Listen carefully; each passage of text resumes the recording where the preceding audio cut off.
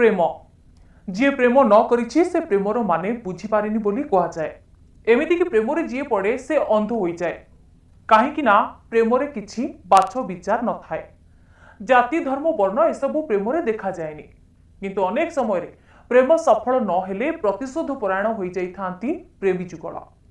एठी किंतु अंध प्रेमर एक नाटकीय कहानी देखा मिली जहाँ हुए तो शुणा परे आपण मध्य आश्चर्य होइजिबे।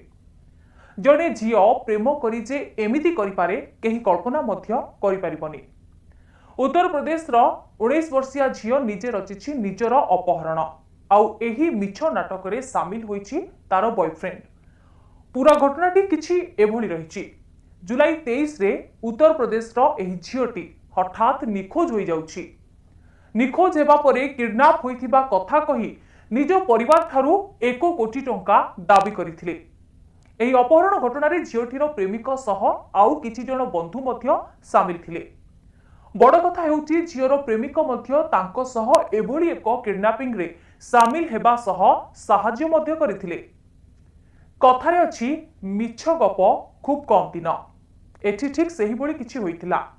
झीलटी सिना आउ काहा द्वारा घर लोकंकु फोन करी तांकु अपहरण करा जाइथिबा कहिथिला किंतु परिवार लोकंकु एकथा सुनिबा परे संदेह होइथिला।